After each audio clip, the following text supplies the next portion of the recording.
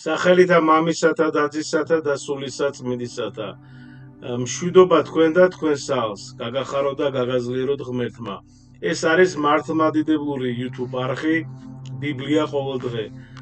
მეგობრებო, როგორ შევინარჩუნოთ სულიერი მშვიდობა, როდესაც უბედურება ჯვარეწერია ყველას, როდესაც განსასწელია, გაჭირვება, პრობლემებია და ასე შემდეგ.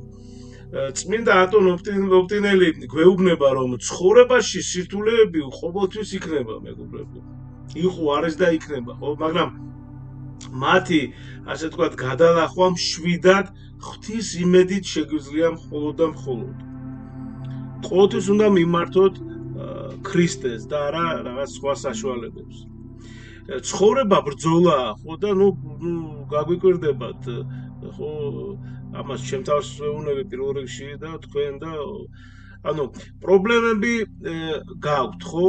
ეს ცხოვრებაში განსასწრელი გარდაუვალია, ხო? ხშირად ბრძოლა არა მხოლოდ რაღაც უცხოებთან, არამედ ახლობლებთანაც გვიწევს. თავარია სულიერად არ დავნებდეთ.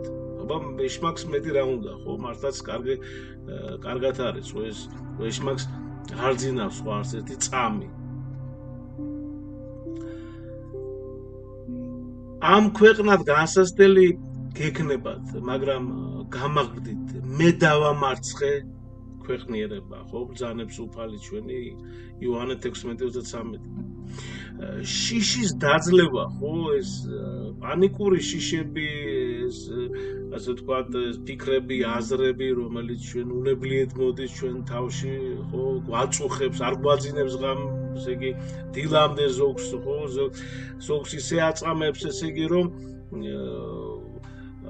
მე მაქვს ამაზე ჩაწერილი, ამაზე არ ვისაუბრებ, არხზე დევს და ვისაც გაინტერესებს სურვილი გაქვთ, შევძანდით, მოусმინეთ, მაგრამ ძალიან მოკლედ 2 სიტყვით ვიტყვი, რომ აქ არის უდიდესი, ესე იგი, იარაღი ლოცვა, რომელსაც 2000 წელია, ეს ლოცვა მართლა ფასი არ აქვს ამ ლოცვას, ეს არის ძალიან მოკლედ, მაგრამ ამავდროულად ყველაზე, ასე ვთქვათ, დიდი ლოცვა.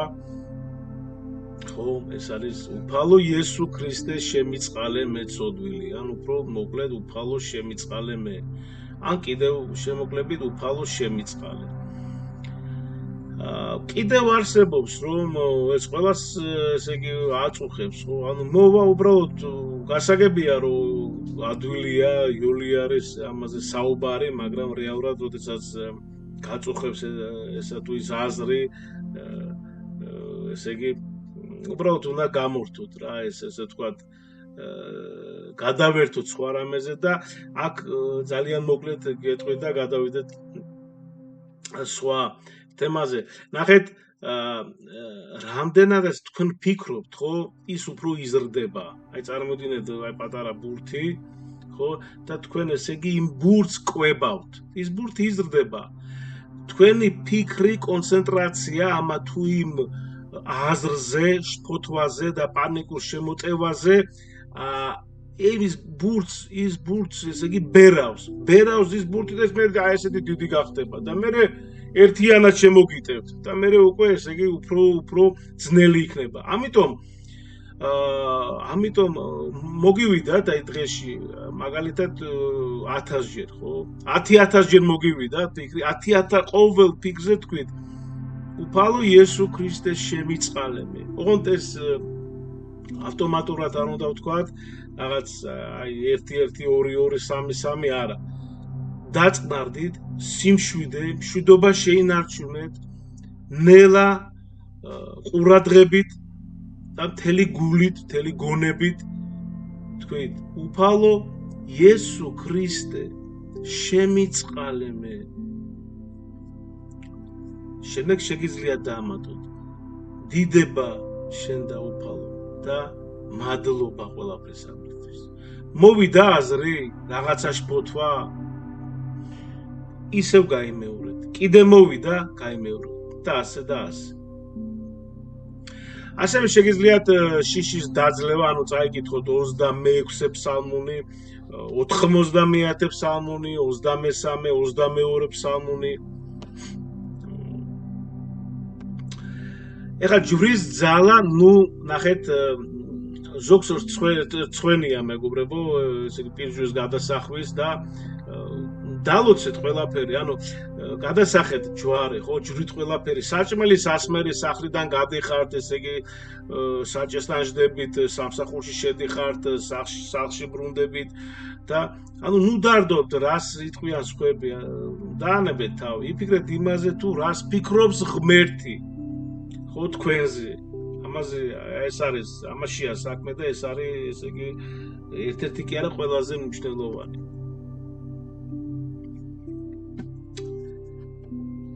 ეხლა ნახეთ კიდე აი ავადმყოფობა და ოჯახზე დარდი თუ ავად ესე იგი ხართ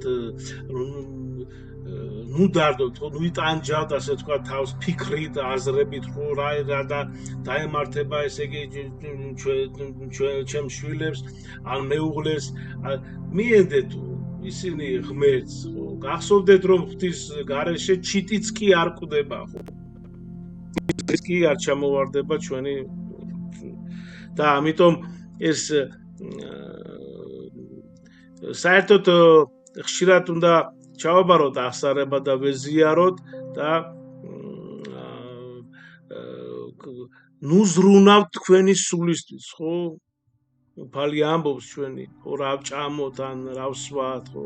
განა თქვენ ჩიტებზე ბევრად უკეთესნი არ ხართ, ხო? მათე სახარება 6:25-26. ანუ აღსარება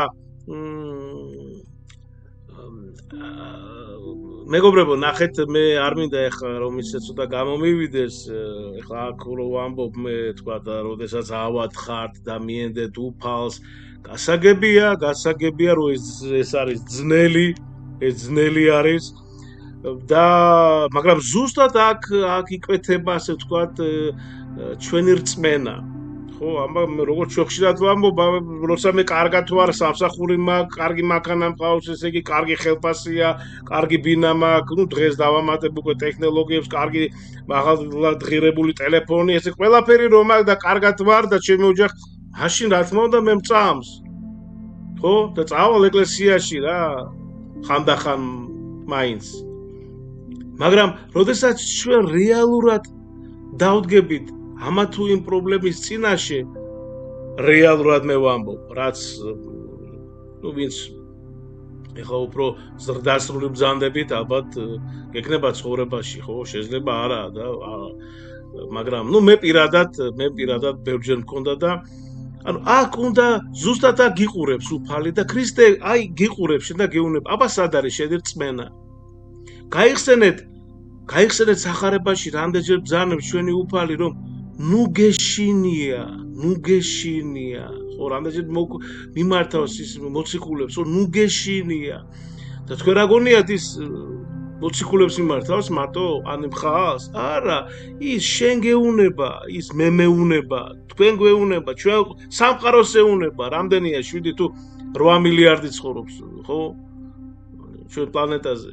ყველას ეუნება. ის მაშინ მარტო კი არ იყო, ის ცოცხალია, დღესაც გეუნება და გველოდება ჩვენ.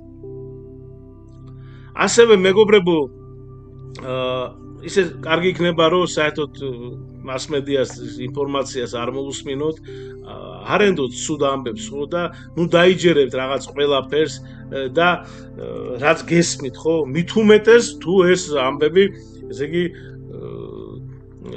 რაღაც სულ შფოთებს იწვევს და ასე შემდეგ. ანუ ნუ ნერვიულობთ იმაზე, რაც ჯერ არ მოხდარა. ხო, აი, როგორი მარტივია. უბრალოდ თქვით ხოლმე, ხო, ჩვენთან არს ღმერთი, არს და იყოს.